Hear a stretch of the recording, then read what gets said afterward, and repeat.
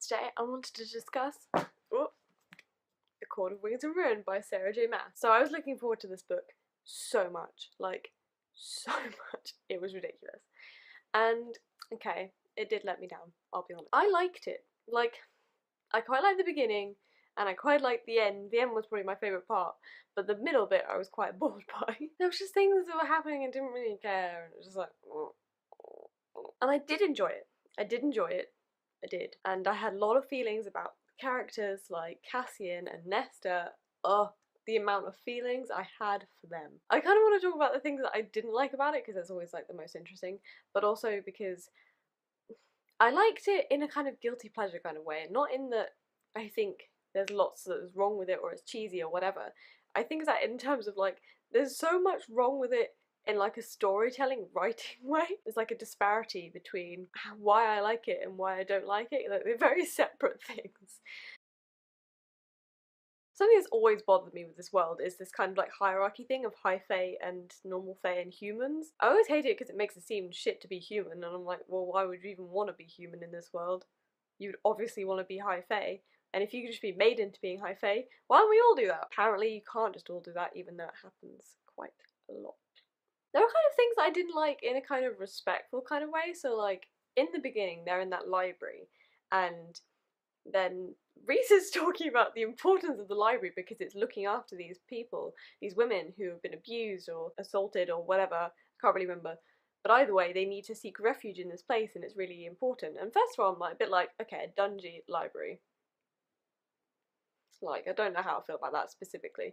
Especially if that's the only place that you put these women. Like, you're all the same and you'll all live in this library.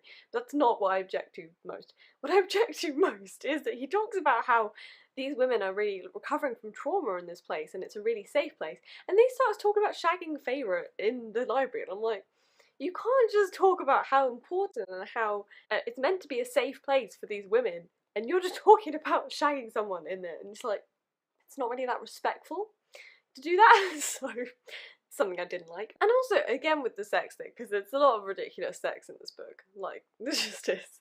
One of my favourite, in the worst ones, is when they're literally, okay, they're on this, like, camp thing, and I'm pretty sure people are either, like, recovering or there's, like, some sort of battle going on or has gone on, and people are dying. And Reese is then talking about shagging Feyre again, and it's just like, do we have to do this every time? All I could hear in my head when I read that was in, like, what's the name? Is it Kourtney Kardashian or Khloe Kardashian? Kim loses her diamond earring in the ocean, and her sister's like, Kim, there's people that are dying from really far away, and that's all I could hear in my head when that was going on. I was like, guys, there's people, there's dying, like, going on. This is a war camp. Really? The first half I found really obvious. Like, is it just me? Or was it so obvious that Elaine was gonna be a seer? Like, anybody in any story who starts saying weird shit is gonna be a seer, because that's the only explanation. They start saying stuff that's like really specific details. They're like, oh, ravens, some hands, blah, blah, blah. And everyone's like, what are you even talking about? And then clearly those are gonna be significant. And it takes Feyre like, oh, so long to realise, and I'm like, guys, it's so obvious. It's so obvious. Another thing that was really obvious was the whole Nesta being able to like communicate with and like interact with the cauldron. And I'm like, well, obviously she's told you she made the cauldron give something back. She's clearly linked between it. You can do whatever you want now.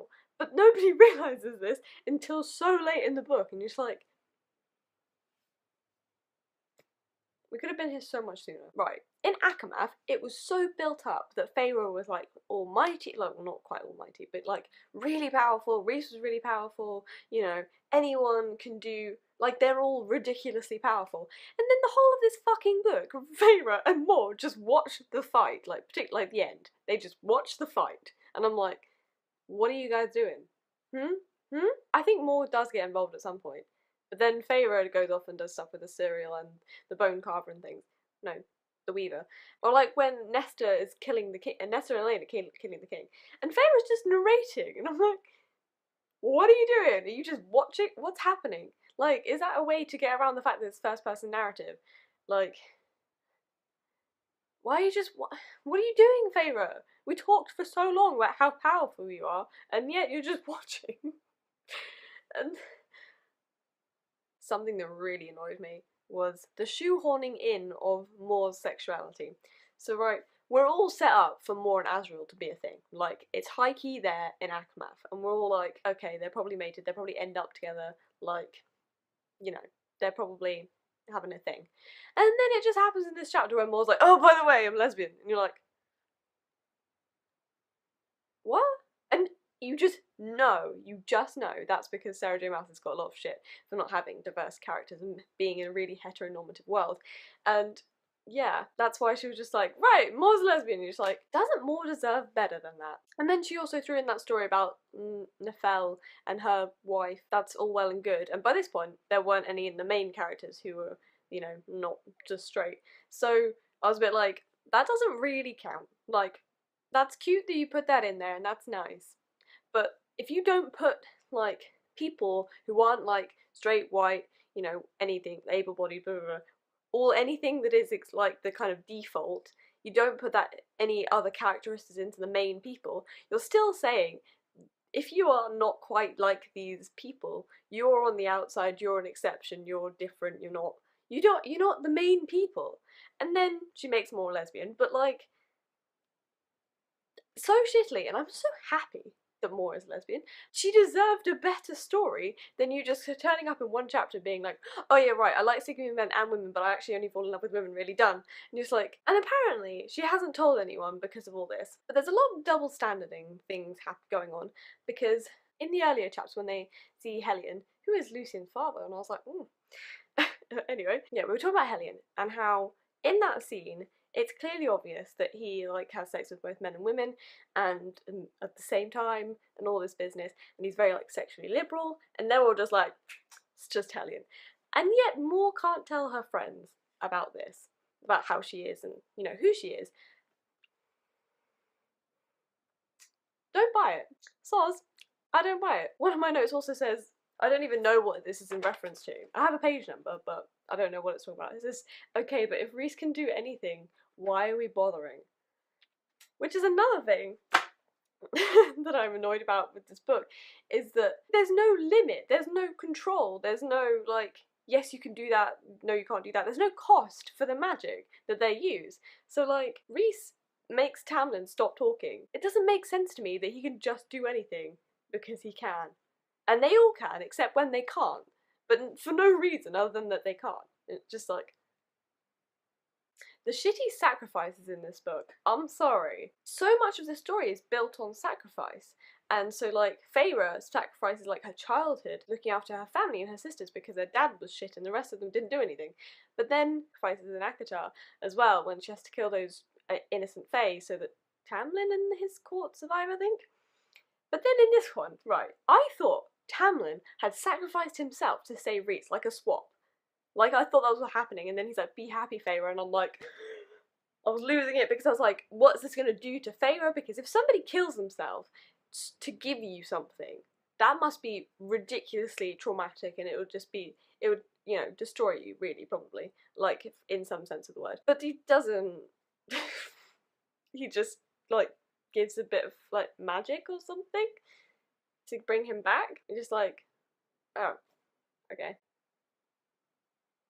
Fine. And another thing to do with the sacrifice thing, right, so they're going up where with the book and the cauldron, and I'm thinking, right, if it takes your life to complete the spell, if 2 people do it, does it take, like, half of each life? And then maybe Feyre and Rhys become human and mortal as the price of, like, basically fixing or, like, turning off this magical cauldron which is meant to, like, hold the universe. 1 life to me is not that much for a cauldron that is the universe. Like, I would think it'd be quite normal for them to be to nearly die, maybe, or to sacrifice years and years off their immortality, or become human, like a massive sacrifice, if not their lives. But no, they're fine. And it's just, what's the point of it being so massive if it can be solved so easily? And Amren, I thought Amren was gonna go, and I was kind of, I I wasn't happy about it, because you're never happy about it, but I think that's the thing of being the reader. You don't have to be the one to want to make characters die. You don't have to be the one to make characters give sacrifices or whatever. You're just reading it. You're just there. So like, it's really Sarah J Maas's responsibility to kill off characters and make it mean something, or, you know, do it for a reason, really, because just having them die is not really good enough for me. Or like, just having them come back. And Amren came back, and then she was with Varian, and I'm like, Amren has no feelings. Like, her whole thing is, why does anyone care about anyone? And then she just has this like romance that's like clearly really, really deep or whatever. And then, you know, with Varian, even though they don't even see each other, they see each other like once. And that was when Feyre was like, ooh, Tarquin, and Tarquin's like, oh, maybe this is like a really genuine thing, and Feyre's like, no, I'm just using you. But yeah, that was weird and disappointing. And then everybody was fine. I like books to fuck me up.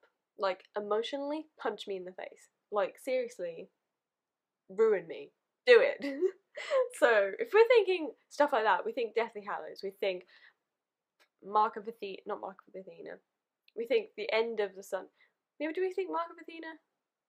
Yes, we do think Mark of Athena. Oh my god. We think of things that do something to you, where there's real loss, there's real threat, there's real, that gives you enough to care about them. So like, after, like, I thought maybe Rhys had gone, because I saw on Witty Novels Snapchat, Be Happy Feyre, and I was doing exams, so I hadn't read it by this point, and she was just like, Be Happy Feyre, and I was like, oh my god, is this Rhys dying and that's his last word?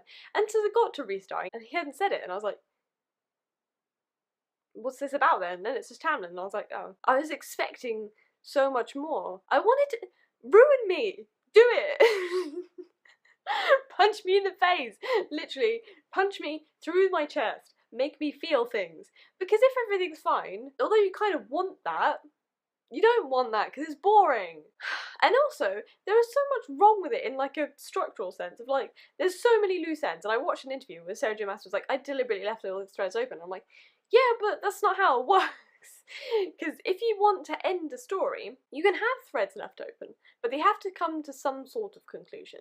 Like, you can reopen things. Like, you could tie it with just a normal knot, and like, that's where that's gonna go, and you can kind of see a logical progression, maybe, you know, things like that, where it's just kind of like, we can kind of see where people are left, but you could also see where it could continue. But you can't just chop it off at the end of the book and be like, just you wait, there's 3 more books. The point of having a series as a trilogy is to have it to be able to stand on itself, like on its own. There are lots of things that I was just annoyed about. But not annoyed, because I still enjoyed it, but I was just like, come on, don't we as readers deserve something a bit better than this? It's so difficult to kill off characters you love, and you want to continue with them, but you can't. Because then, like, if you're saying this is like the biggest war ever, it's the worst war, oh my god. First of all, wars in real life take years. Like, I think there was a war between England and France for 100 years. Like, there was a 100-year war. Don't really know anything about it, but there was a 100-year war. And if you think world wars took at least like, oh god, like 6 years for the Second World War, this was a bit shit in comparison. Like, nothing really happened, like, there was a battle, nobody significant died. Because there's only 3 books as well, and it took place very quickly. There wasn't the massive build-up that there would have been. Also, Highburn, it's not even, his name isn't even Highburn. Like, who is he? I don't get him. I don't get why he wants to take over other than he does. Come on, give me something. You know? I think of things like Percy Jackson. And spoilers, I'm going to tell you who the Lightning Thief is. So like, we have Luke Castellan, and you understand why he does what he does, and you feel sorry for him, and you feel like he's a real person. The King of Highburn is just this like, you know, such a divorced like from the story and who he is, and like what it makes so much more sense if like Tamlin were the actual villain, or like somebody like Tamlin's dad was the actual villain or something. That would be good, because then you'd get Tamlin, or you just get stuff. Also, okay, just reminded myself, the mating bond is utter shit. Like, you can't build it up. Also, in the Throne of Glass series, there's this amazing thing. Are you going to have some sort of intense relationship with this person? Sorry, it cut out again. The mating bond is shit, and it doesn't actually mean anything, and it's just annoying. So yeah, I think that's all I have to say about Acowar. I did like it, and I did enjoy it, and the ending was like one of my favourite bits, but I do think there was a lot wrong with it. So yeah, tell me what you thought, if you thought things. Thank you for watching, I hope you have a nice day, and I shall see you later. Goodbye. Also, please excuse my hair in this video, it's really annoying me, because they're like entirely different places.